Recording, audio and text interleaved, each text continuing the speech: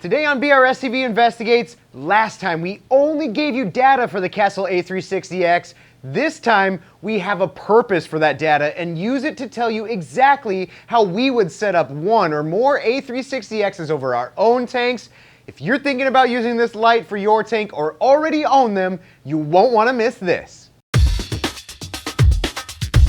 Hi, I'm Randy with this Friday's BRStv Investigates, where we experiment on our own tanks so you don't have to experiment on yours. And today we're revisiting our Kessil A360X LEDs with our improved light testing approach, where by the end of this video, you'll have essential BRS recommendation information to help you decide how many A360Xs you need, how high to mount them, how to space them properly, what spectrum ratio to set them to, and the settings that we would use to accomplish your tank's PAR goals. Before we dive into the data for that essential information, I'm going to share some of the unique features that set this lighting option apart from the others, which for me begins with Kessil logic and the spectrum range that the A360X offers. Kessil is one of the first to recognize lighting as a primary component to coral life support and metabolic function, rather than just being a fun gadget or toy, and with that goal in mind, they created a blend of spectrum adjustments that allows reefers to adjust the A360X within a spectrum range that, above all else, accounts for the specific needs required for coral health. That means no matter where you turn the control knob for a bluer tank or wider tank, the spectrum blend will remain in that sweet spot, optimized for the health of the corals. If you're looking for the lowest profile light in that 90-watt range, the Kessil A360X is probably one of the smallest form factors out there. Even no cords showing when coupled with the A-series mount, and just no need to move the lighting out of the way to access the tank, meaning that more of your eye is drawn to the tank rather than the tank's lighting. All of this is improved even further by the Kessil's dense matrix array of LEDs housed under a single lens that, as we're about to show you in just a bit, allows for them to be effectively mounted closer to the tank than some of its closest competitors. The last thing I'll say about the Kessil, as a general statement, is that their LED lights have been proven to produce results and stunning show tanks over the years. If you look around the groups and forums, you'll find a very large chunk of the reefing community that will back that up, including multiple tanks around the BRS office, most notably Ryan's ULM, LPS, and Softy 60-gallon cubes. In those tanks, a single A360X is all that's needed to get the job done, which leads us to our first question to answer today. How many do you need? I'm going to make this part of today's testing very easy. In a tank similar to our 60-gallon 24 by 24-inch cube, if your dream tank is one of full wavy Euphilia, fleshy acans and blastos, large toadstools and sinulera leathers,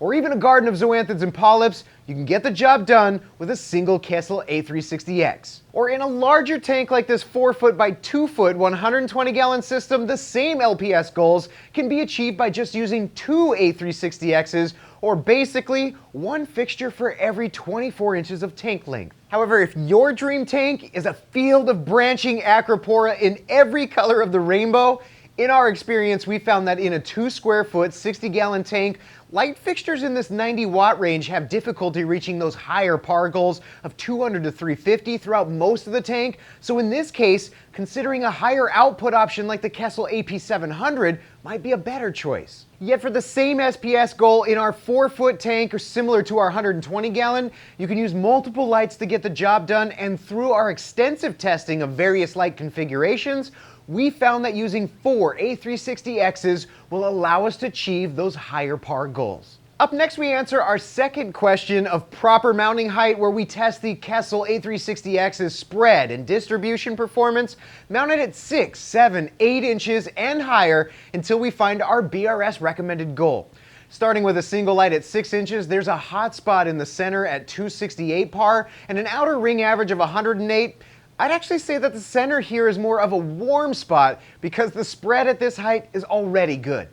However, it's the total average PAR of 147 that we want to pay particular attention to today, because we'll stop the test when we've crossed over a 15% loss. At 7 inches, we're improving the center and even spread with only a 7% loss of efficiency and a center average down to 212 and an outer ring average at 113. When we raise the light to 8 inches off the water, we dance closer to our stopping point with a 14% efficiency loss, but now we've almost completely eliminated that center warm spot to 182 par and improved the outer edges to 110. At 9 inches, the outer edges actually start declining in par, meaning that the 21% loss in average par from 147 at 6 inches to now 116 is past our threshold, and we've gone too far, making the BRS recommended optimal mounting height for this A360X at 8 inches off the top of the water. If you just followed our recommendation for choosing the right amount of A360X lights, then the next obvious question is, how do I space them properly?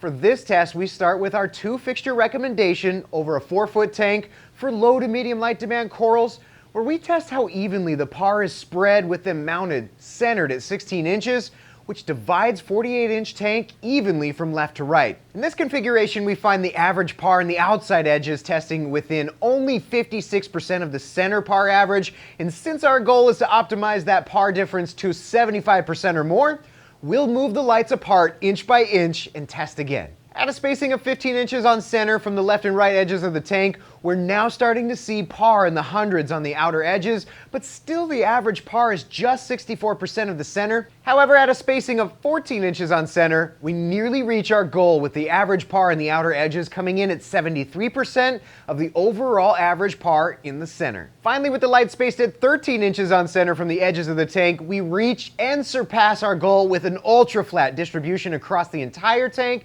this time at 84% and only a difference of 30 par from points in the middle to points in the outer edges. This configuration of 13 inches from each the left and right edge of the tank for 2 Kessil A360Xs over our 4-foot tank is our BRS recommended light spacing. As I mentioned earlier, we tested multiple light configurations and identified that we required 4 A360Xs to reach our SPS goals over this 4-foot tank. For most reefers, the knee-jerk spacing when using more than 3 fixtures is to evenly divide up the tank and center the lights across the length. With this in mind as our starting point, each fixture centered in 9.6-inch increments, we find the par average in the outer edges at 73% of the center average, nearly reaching our goal from the outset. After seeing this performance in spacing the A360Xs evenly, I'd say that for most of you with a little tinge of OCD in you and just like to space your lights evenly across the tank, you definitely don't need to improve here.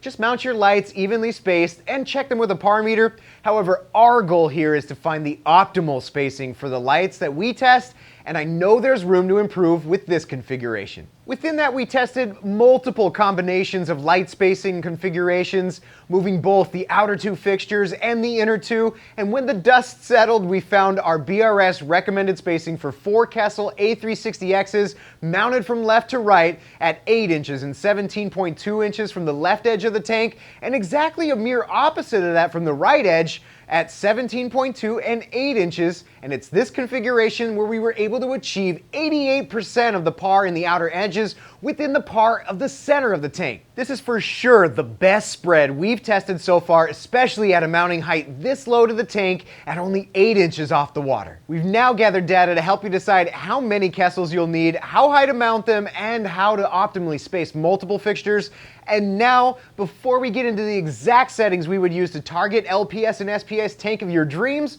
we take a look at the Kessil spectrum offering from 3 angles. First, we ask ourselves, does the A360X have an easy-to-use suggested spectrum designed for coral health, and would we use it?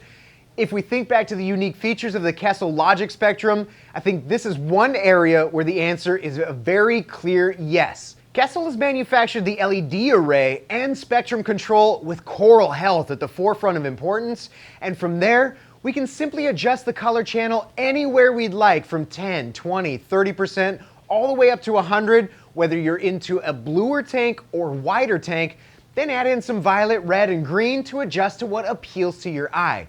That's as simple and near plug and play as you can get. Secondly, for spectrum offering testing, we choose a spectrum mix ratio that we would use and looks good to our eye, then compare that directly to the ATI Blue Plus T5 bulb spectrum, and in this case, we came up with the BRS recommended spectrum ratio of the color channel set to 20%, violet at 100, red to 20%, and 0 for the green channel. Comparing this custom spectrum to the ATI Blue Plus T5 bulb spectrum we see here, when we overlay the outline of the Blue Plus, we see that the Kessil A360X actually covers most, if not all, of the same width in the 415 to 470 band, especially in those peaks at 430 to 450. There's a little less coverage in the 360X, around 410. However, in the near UV range of 390 or 400, the Kessil performs the best. In fact, very few lights we tested have that included near UV peak around 380 to 390,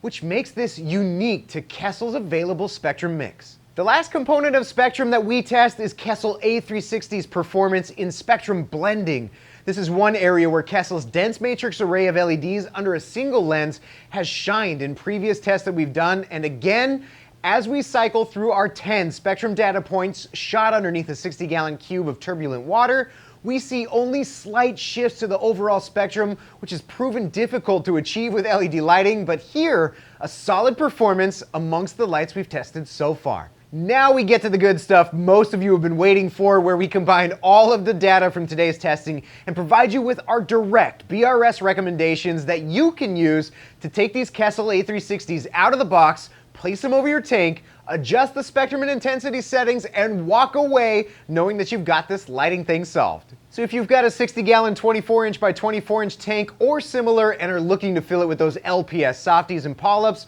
our BRS recommendation is to mount your A360X at 8 inches, set the spectrum ratio mix to 20% color, 100% violet, red at 20%, and green at 0, and an overall intensity maxed out at 100%. With these BRS recommended settings, we were able to achieve 92 out of 108 points from the top to the bottom of the tank within our PAR goal of 75 to 150, meaning that 85% of the tank is optimized to grow these types of corals. As we discussed earlier, it's been our experience that single fixture 90-watt lighting options just aren't able to push out enough oomph to reach our higher PAR goals that we aim for in SPS-dominated systems, similar to our 60-gallon tank. So if you're looking to attain those PAR numbers here, we would recommend looking into the next step up in Kessil lighting to the AP700, or use our best of 2019 lighting choice of a Kessil A360X coupled with the Aquatic Life T5 Hybrid. Moving on to our 4-foot 120-gallon system with 2 light fixtures and a tank full of LPS,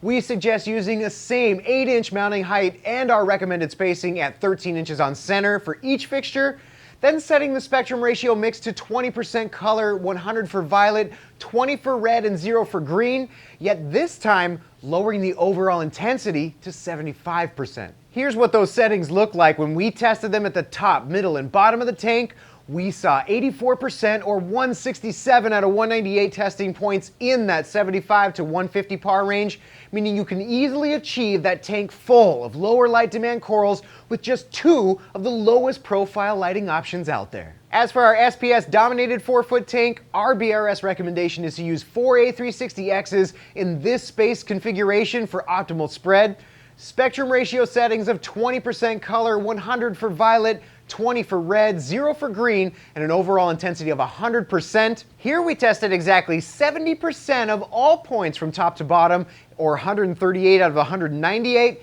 in our targeted SPS dominated goal of 200 to 350 PAR, which really demonstrates the benefit of harnessing multiple lower wattage lights over a larger area. I mentioned earlier that you can search the forums and the reefing groups and find a large group of Kessil users willing to show off their A360X lit tanks, and here at BRS, we agree. We just did an update to Ryan's 60-gallon softy and LPS cube tanks from the ULM series that started with a single A360X and where they are now in this video right over here.